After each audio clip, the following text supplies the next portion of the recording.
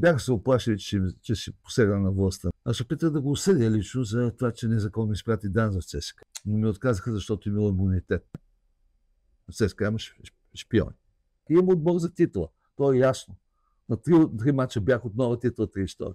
Те ме подгониха, само дете ме застреляха. Аз Бойко го познавам 40 години. Съм играл с него футбол много. Мишиган, че се възползва от атаката срещу мене. Аз началото имах илюзията, признавам, че той е действително един добронамерен истински фармацевт. Трябва да кажа, ЦСКА не е Литекс.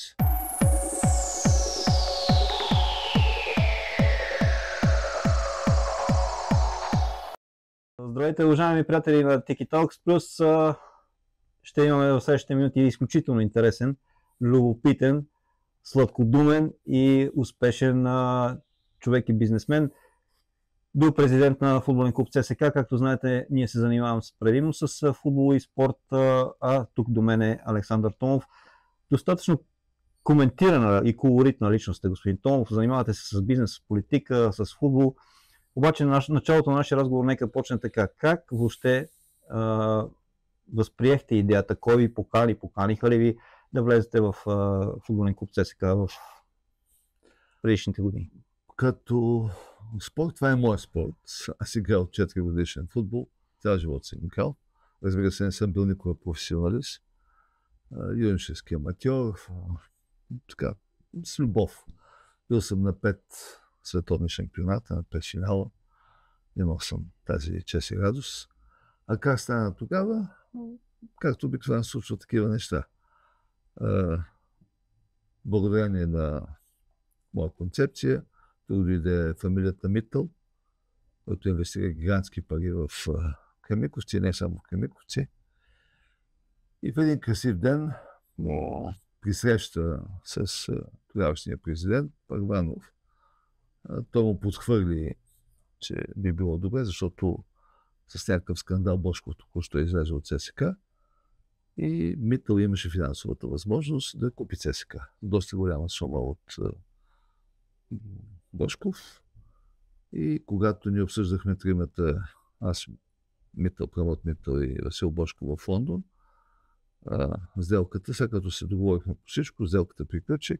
Прамот казва, виж, кога няма друг кой да ръководи ЦСКА, ти ще го поемаш. Казва, как ще го поема, аз съм толкова ангажименти по на другите неща. Казва, друг никой не разбира. И аз казва, не разбирам много. И така се случи. Така че това е било 2007 година. И за година и половина направихме ЦСКА шампион. Това е резултат. То с 16 точки разлика и с огромна радост и възторг на феновете. След това дойде 2008, тази година, в която започнаха проблемите с феновете и защо така? Те не са проблеми с феновете, те са проблеми и с държавата. Държава, да. Която реши, че трябва да се вземе, да ни взема шампионската титла. И тогава и сега много пъти говоря на тази тема, това е обичайно престъпление. Тъй като формалното основание уж, защото документ няма, че ние сме изплатили някакви данъци, след което аз бях принуден да ги платя. Това бяха спорове с НАП, то за не голяма сума, 3600 хиляди лева. Мисля, че беше нещо такова, беше спора. Вярно ли, че клуба не е бил информиран с писмо от НАП? Не, нищо. Много. Не беше информиран дори от БФС. Защото преди да ти вземат лиценз, трябва поне да ти кажат... Не само те извикат и да кажат, че имаш проблеми. Точно така. Нищо подобно, напротив, до така степен е гадорията голяма, че не бяхме на сватбата на Жан Тодоров, Данчо, чиято съпруга тогава беше секретарка на Боби Михайлов. Да. И по време на сватбата седнахме с Боби, така се случи с Борислав Михайлов, че не мога не е етично да го наричам Боби, защото не заслужава. И той дори тогава не ми каза. Това е било събота, а в понеделник ти взеха лиценз. Така става всичко направено в тайна. И Борислав Михайлов тогава за пореден път, но след това се демонстрира още 5-6 пъти, той просто става слуга на силните на деня. Това ще да ви питам, това ли е първата голяма намеса от новия век насам в футбола на държавата? Това решение е взето в кабинета на Станишев. Между другото, това се доказва от една пресконференция на Станишев, или по-скоро изява, само няколко дни, който има наглостта И глупостта, разбира се, да прати ДАНС в ЦСКА. Естествено, ДАНС стоя месец и половина и не намери нищо тревожно. Има ли някакво заключение на ДАНС за има писмени у мен и не само у мен. Нищо. Глобиха за 150 лева за липса на някакъв документ. Сашо Гарибов беше още тогава. Сашо Гарибов беше. Така че така пародия. Пародия, груба намеса в държавата. Отнеха на един супер отбор тогава. Европейската лига. Вероятно щехме да имаме успехи.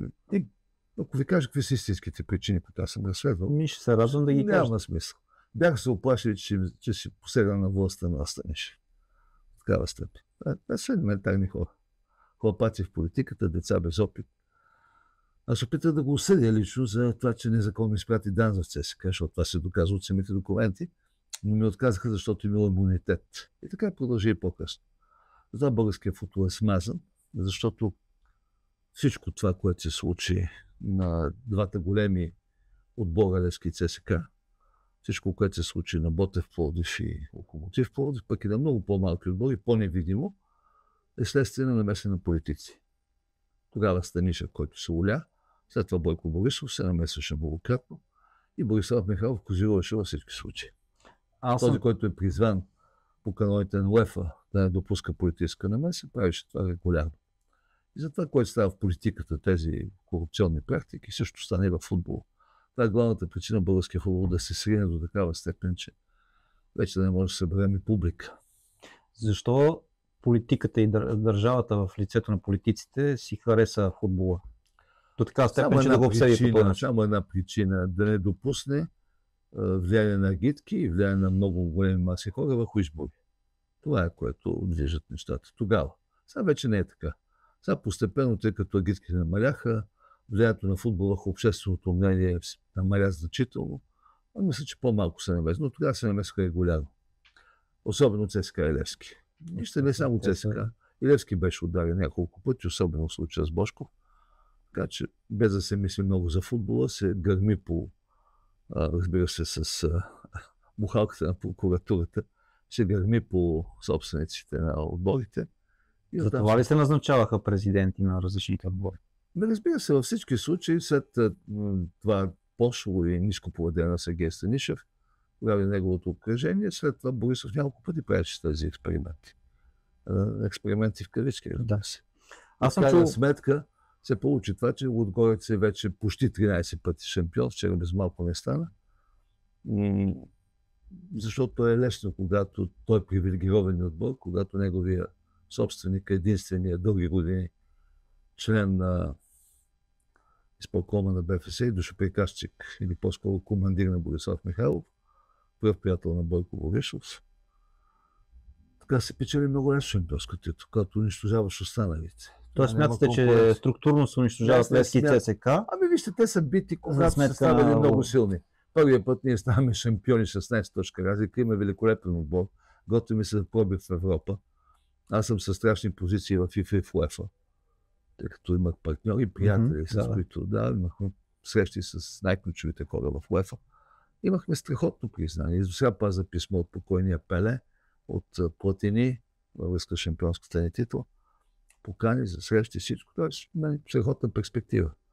И очевидно това ги оплаши, защото в тази цялата какафония, в цялата тази перверзия беше намесен и тогашния президент на Левски. Той се призна, когато загубиха после, мисля, че от някакъв белорусски отбор загубиха. Бате Борисов и той тогава каза какво аз съм ви направил тази титла. Помните си, всичко се изясни.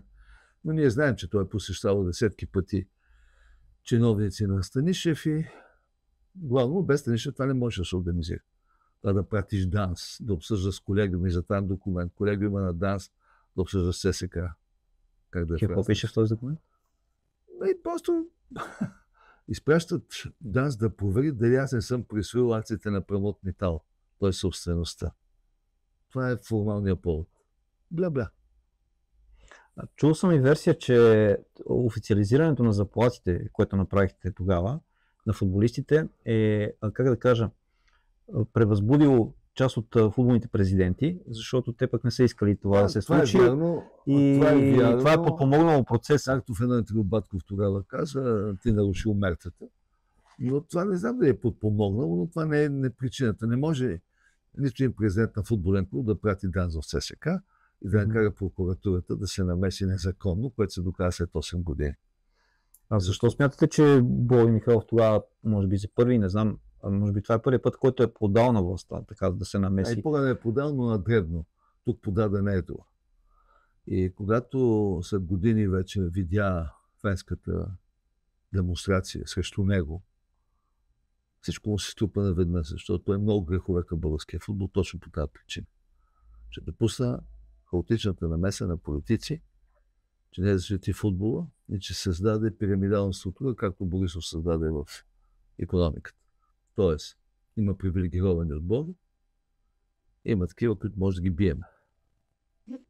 Лудогорец е велики отбор, за който може всичко. Там държавата дава субсидия, за да направят стадиона. Просто подарък. 3 милиона не бяха.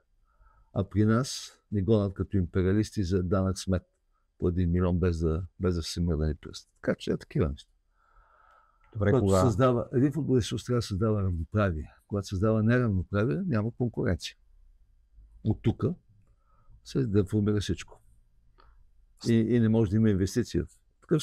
При такава политика сериозни инвеститори никой няма да дойдат. Например, аз карах при второто си влизане в ЦСК един много богат човек, Лоренс Дейвис, помните, който и досега е знаме на много неща в Великобритания. Прекрасен човек. И след 6 месеца плюене по нашия печат, той ми се обади по телефона, извика, това не е за мен. Просто, какво да кажа повече? Какво ли не го наричаха в печата на Перски? Защото той пък беше тогава към Левски. Какви ли глупости не се измисля? И това, и тъй като нямаме общество, нямаме и фенове, защото феновете се подават, много лесно се лъжат, и то не е феновете като маса, а да кажем определени лица. Определена прослойка. Да ще им дадат малко пликче с пари, ще им потупат по работа, ще им кажат, ти си приятел. Много се брат. Ще ги вкарат в зависимости. Дучето тогава, когато беше тази пресконференция за получена на Станишев, която очевидно че взимат и шампионска титла, я дават на втория с 16 точки за тебе. И ти казват, не си платил данъците. Аз освен съм си ги платил, имам спор за някакви пари, ама настоя, че ги платих. Платих ги още преди да ни осъдат, преди всичко. Да почнат да ни съдят. Платих, защото видях принудата. И някъде, примерно, те са ни взели на 2 юли лиценза, а пък някъде към 20 юни аз ги платих всичките, което неправилно не трябваше да ги плащам, аз ги платих.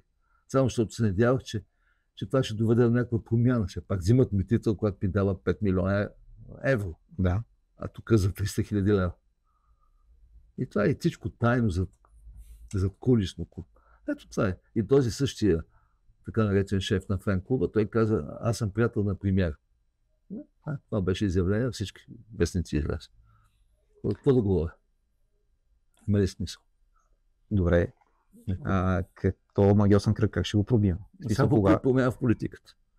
Докато политиката и държавата стоят корумпирани хора, които са слаби управленци, които не създават равноправие в обществото. Когато те подреждат бизнеси, футболни клубове, инвестиции, да кажем, когато дават само на своите приближени парите на държавата и на европейските фондове.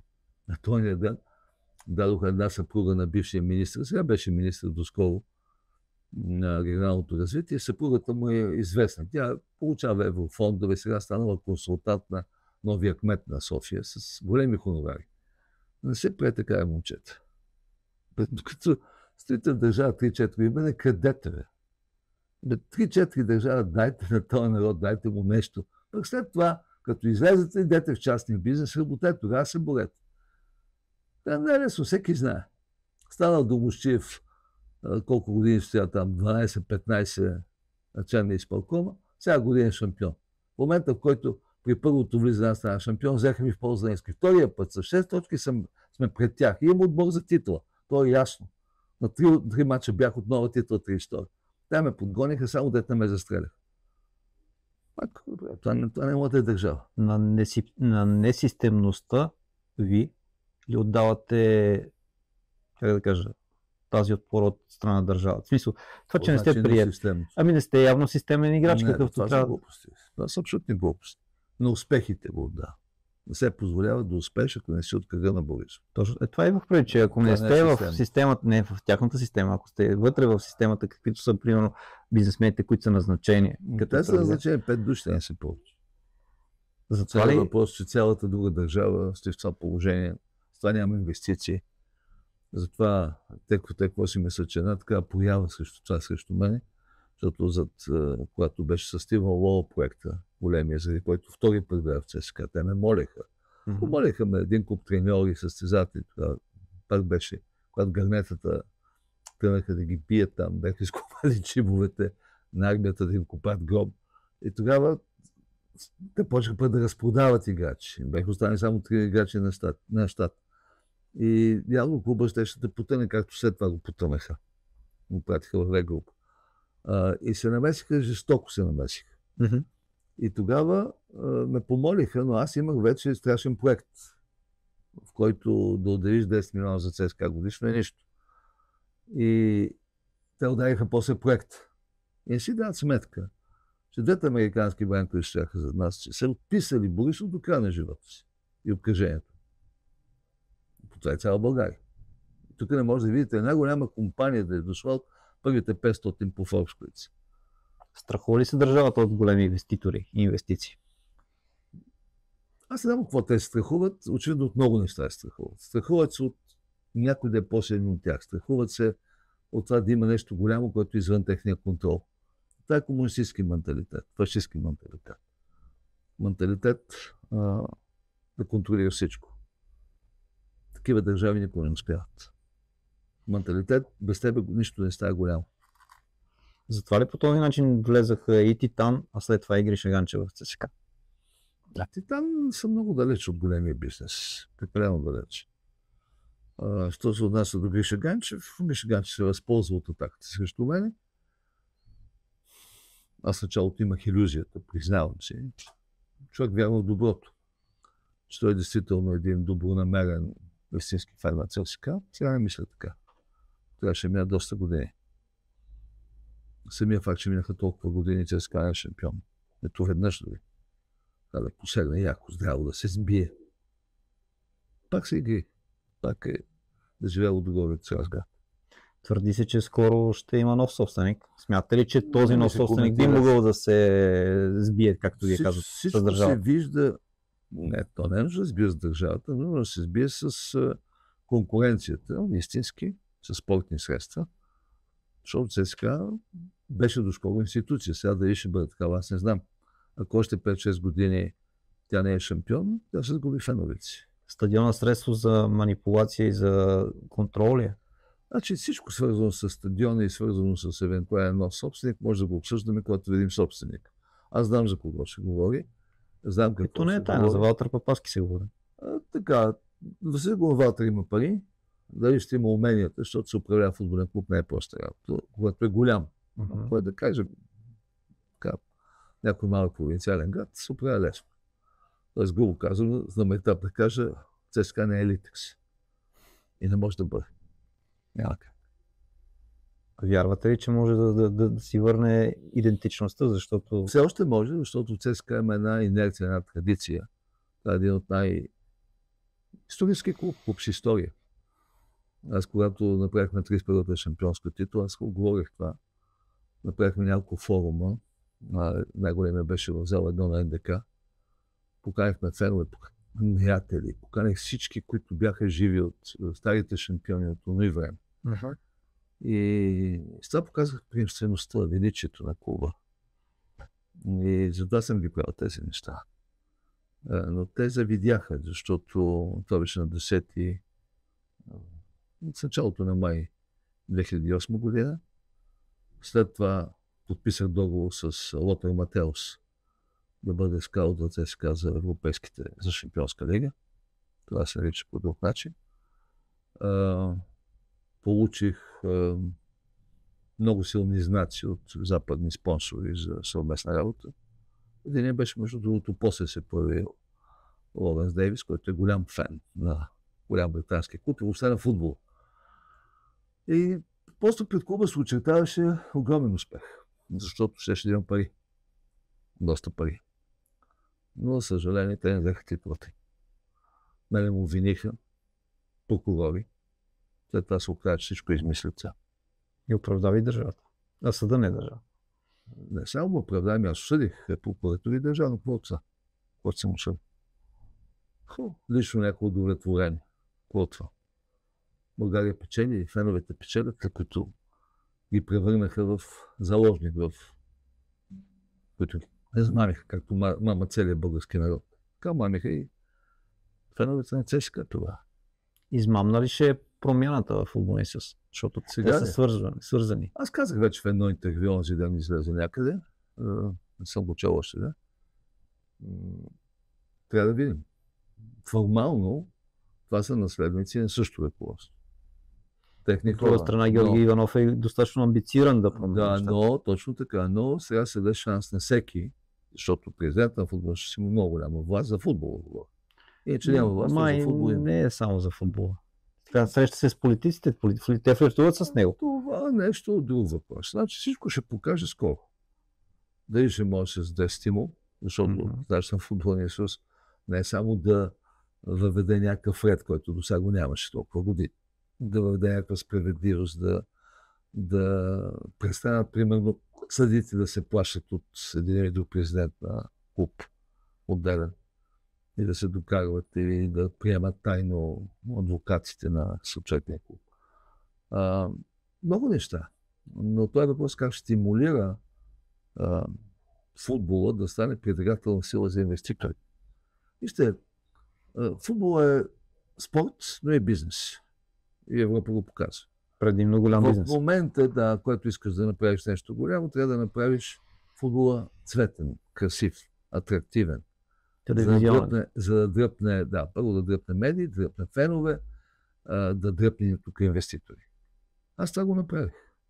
Аз не съм дал собствени пари. Двата пъти парите бяха на мои партньори. Първият път на Митъл, втория път на хонконгски милиардер. Колко страда маркетингово футболния съюз, защото там трябва да тръгне инициатива? Той е под нулата в момента. Въпросът е дали Георги Иванов главно ще може да дигне това нещо, не знам. Част от промяната ли е да се махне лигата от буквално кабинета на Атанас Караиванов да е от кабинета на президента на футболния съюз? Тоест да се отдели едното от другото, а не да са като скачени. Това не е централен въпрос. Зависи дали лигата, ако се отдели, ще бъде под контрол отново на Бонашир. Зависи от това дали ще бъде част от тези общи принципи на справедливост, на конкуренция. Това зависи.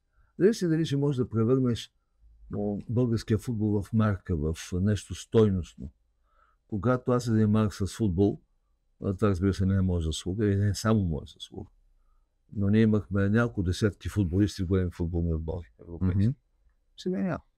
Да, ма как става тази промяна при положение, че повечето малки, не толкова малки клубове са общински и тя държавата може да ги контролира през... Има начин това да се реши. За мен имам няколко проблема. Най-големият проблем е детско-юношеския футбол. Той беше намален. Аз, когато бях в ЦСКА, в първия мандат, 1 милион годишно дава за школата. Втория път пак, мисля, че над милион за детско-юношеската школа.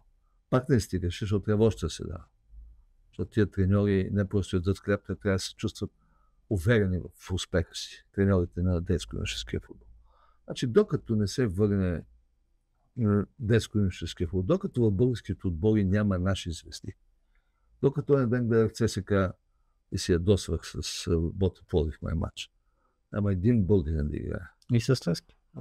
Не само вземете, да и с Левски, но вземете и Лудогорец. Аз разбирам да имаше, откъде дойде това национален футбол, си падна отгоре. Няма как да стане.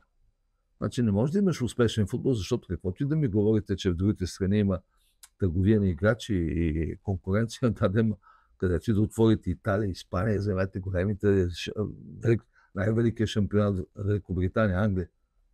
Вижте колко много кадърни млади хора идват. Така. Аз скоро гледах Реал Мадрид Белингъм. Аз са велики футболисти. Тук също трябва. Че ние имахме в моят отбор Велизар Димитров, великолепен футболист. Клаудио Ней, великолепен футболист. Машало, който загина в една катастрофа, сигурно сте чули Да. за това. Великолепни хора са. Знаете, какви свестни момчета. Аз имам прекрасни снимки с тия хора в частни партиите, в срещи, с купата. Медалите, като връчвахме за шампионската титла. Какво от това? Всичко това го зачертава един некадърен премиер-министър, който решава, че съм станал опасен и ще му вземат скапаната власт. Това беше цялата история. Какъв е? Говорихте ли с него? Правихте ли обскоя с Станишев тогава да решите? Аз не знаех, разбирате, аз ви казвам, аз съм Не, в последствие предвид. Въобще не искам да го чувам. Среща го случайно там на един форум и не знам даже защо се рекувах, после трябваше да си ми ръцете. Това са грозни истории. Разбирате, когато напредне такъв човек, той се посхрама за цял живот. Защото тук става дума за всичко и за корупция. Няма значение, че са го излъгали, че са го подвели. Той на този пост не трябва да се поддържа. Да. Сегашните. Казва президента Кирчо и Асен, те били шарлатани. Как си ги избрал? Как се е стигнало до това? Сега се разкрива, че се появят от беззаконие. Подписани фалшиви документи, подправени тази ще гледам в телевизия. Как става това? Когато един човек на такъв пост не може да преценява с цялата държава. Скажете някоя история интересна от, ако искате в началото, след това в по-късен етап от престоя си в ЦСК.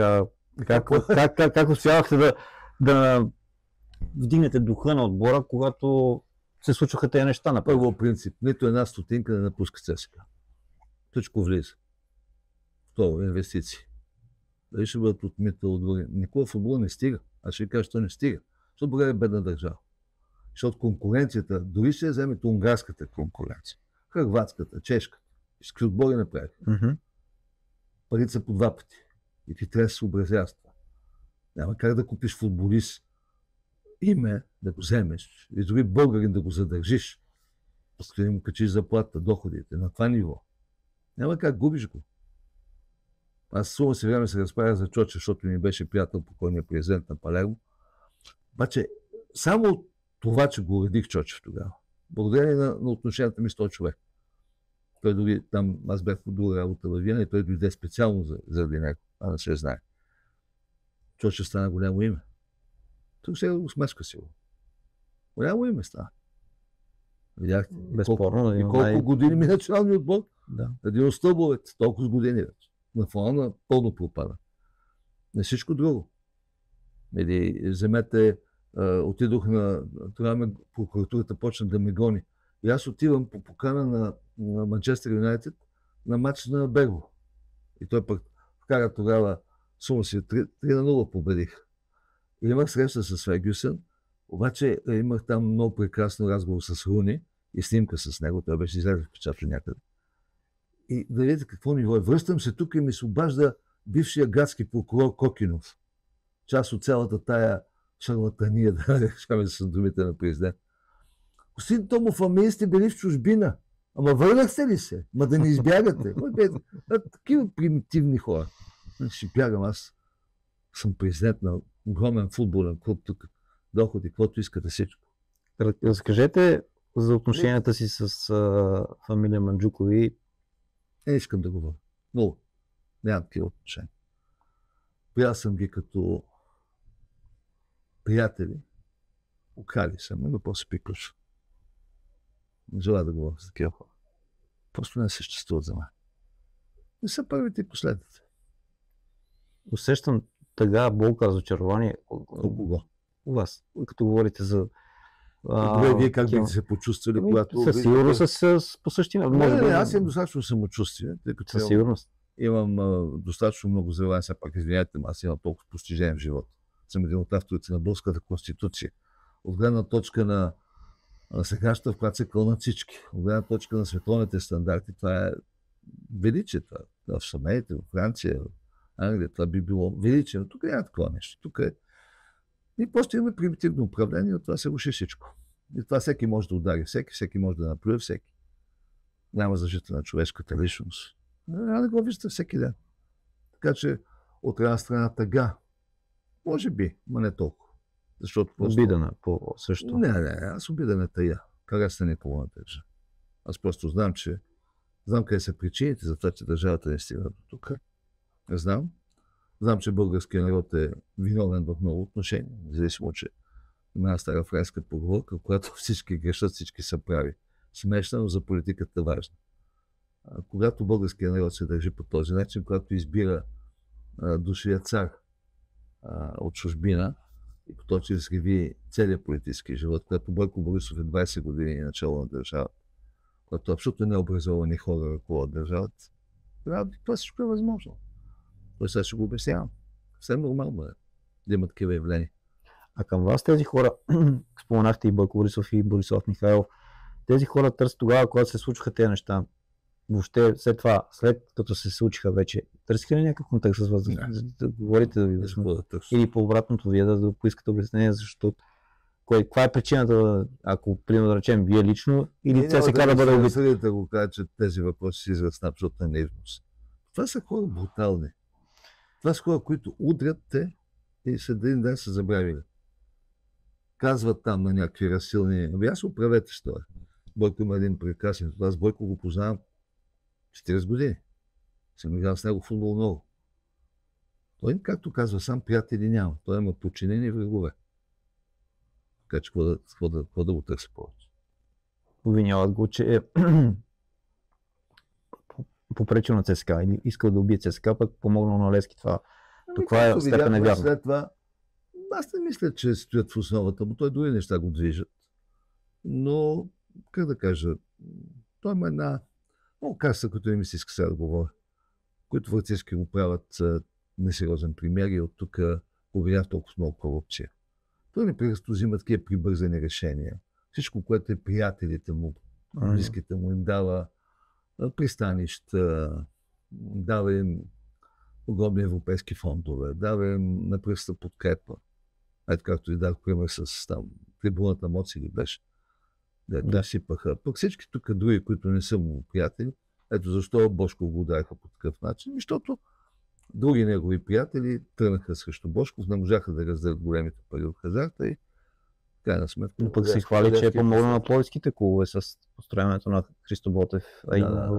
Значи разследвайте случая по журналистически, не ми се влиза в теми, които са ми далечни. Честна дума, далеч са ми те. Много добре знам какво е станало, но го знам как, знам го под хора. Там колко президента бяха изритани и изхвърлени. Колко пъти... Локомотив няколко. Разбира се. Колко пъти имаше така състояние драматични за клубовете, да ще оцелят и няма да оцелят. Това е. Когато се бъркаш за тези неща, когато не си създал условия, нещата се гледат естествено, конкурентно. Когато взимаш шампионски титли, когато се намесваш в собствеността, кой да бъде. Няма как да се случат нещата. Тоест, от това, което казвате, по-добре е да не се намесва или когато не се намесва държавата или политиците, тогава би могло да отскочи нивото. Защо ми зададе такъв въпрос? УЕФА има железни правила. Те са закони. Не може да има намеса. Само, че когато аз тръгна да се оправям в УЕФА, за да си върна титлата, те ми забраниха да пътувам в чужбина. Може да си представя. Да ви го кажа по дати, ако искам. Да. На 2 ни взеха юни 2008 година титлата, на 10 ми забраниха да пътувам в чужбина. Примерно, или на 12. Това е директна бухалка, при това тежка гаубица. С цел да... и успоредно дан влиза в ЦСКА. В ЦСКА има шпиони. И това като го кажеш някъде, не ти вярва в Европа. Това е положение. Но аз съм силен, разбирате, защото имам мъжни позиции. Това ме спасява. Но това е в личен аспект. Но няма как да спаса футбола и бизнеса от тази корупция. Няма как. А това, че Борислав Михайлов го изхвърлиха, е заслужено най-малко заради това. Но и заради сравнението на целия футбол. Само, че дали сега Гонзо се оправи в тази какафония, не знам. Вярвате ли? Не знам. Искам да мога да играем български футбол. Сина ми сега ме кара да ходим, понеже ще бъдем скоро в чужбина. Българската го с празника. Там един ангажимент. И който е на 8 години и ми казва: тати, искам да отида на този матч. Не ми казва, имаме матч на ЦСКА. Макар че аз съм си от този клуб, нали, няма как исторически. Сега ще го вода на матч на Арсенал. Това е. Който между другото ще не бъде партньор. по линия на Лоуренс Дейвис. Ще не бъде. Тоест той е фен на Арсенал. Не само фен, там други отношения има. Акции. Щяхме да бъдем партньори. Щяхме да бъдем с тежък договор. Но тук това никой не се интересува. се интересува от такива неща. Не се интересуват от качество, не се това, че аз съм професор, че разбирам от икономика, че съм международно признат. Никой това не вълнува. Само едно е вълнува.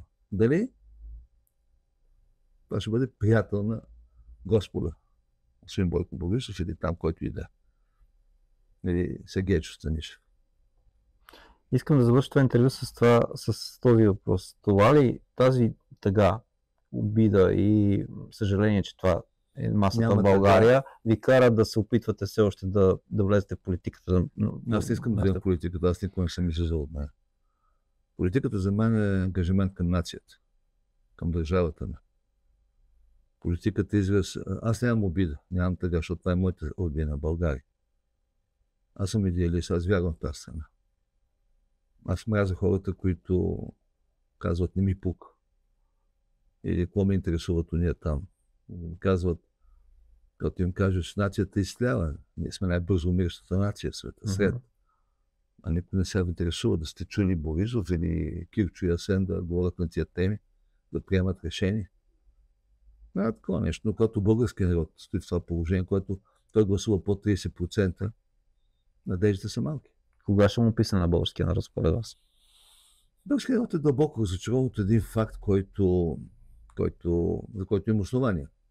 Той свали Борисов с протестите. Безспорно. И огромната част на народа подкрепи тези протести. След което обаче, следствие на груби грешки, избирането за министри и след това партия и така нататък на Кирил и Асен, тяхното предателство към идеите на протеста, изпирането на Бойко Борисов, всичко това, което се случи, разочарова българския народ. И сега да му върнеш доверието, трудно, но мисля, че все пак такова ще се случи, но ще трябва време. И затова аз казвам на по-младите от мен. Ние не участваме, защото ние знаем, че изборите са несправедливи. Ние знаем, че те си са дали антиконституционни привилегии. Те си гласуват, те си броят. И макар, че огромната част от народа не се явява на избори, те се преизбират. Определена група хора. Горе-долу също като в футбола, служебна победа. Създаваме си на Лудогорец супер привилегии, Лудогорец естествено в най-доброто. Другите ги биеме. А тук е същото, абсолютно същото. Тия, които са неудобни, както казва Бойко, които много стърчат. Като много стърчиш, си застрашен тази държава все още. Добре, изключително ви благодаря. Само да знаете в заключение, преди да се лекуваме, искам да кажа, че все пак вярвайте в тази страна. Тя ще се събуди рано или късно. И да знаете нещо от мен лично, няколко пъти ми казват, че има обиди и тега няма. Няма го усетих. Сещате го. Не е така. Има борба за по-добра България. Успех в борбата. И по-добър футбол. Благодаря много. Моля.